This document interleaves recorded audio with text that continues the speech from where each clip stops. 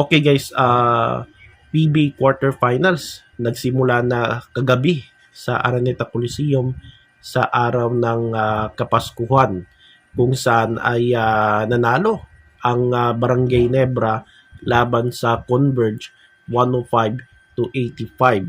So na-survive ng Barangay Nebra ang posibleng elimination kasi itong Converge ay may twice to beat. Sila yung number 4 at Barangay Nebra nasa number 5. Kaya ibig sabihin nito, dahil nanalo ng Ginebra, ay meron pang isa pang game.